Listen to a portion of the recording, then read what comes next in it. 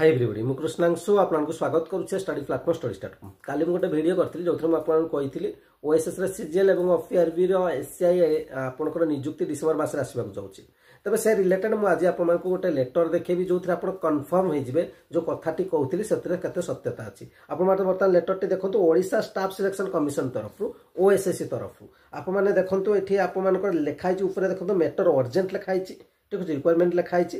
तापर आपण जदि के फॉर्म देखिबे श्री आरएल सिंह सेक्रेटरी एवं डेट टा भी भला भाबरे देखंतु जे 17/11/2025 रो ये होछि आपनकर डेट एवं टू कहा को जाइछि to the commission of city and GST commissionerate of city and GST Odisha Cuttack तरफ एठी आपन क्लारिफिकेशन कैटेगरी तर पीडब्ल्यू कैटेगरी में रिजर्व केते पोस्ट रहबो जूनियर असिस्टेंट पाई आ तो ये होछि आपनकर कोन 32 टा पोस्ट रहउछि 32 टा जोटा ओएसएससी तरफ आपन जानि छथि ओएसएस तरफ जहां भी आसे आपनकर जदि सीजीएल भी वैकेंसी देखिबे कंबाइन के आसीबो तो सीएचएसएल भी कंबाइन के आपन नियुक्ति देखा पाइबे।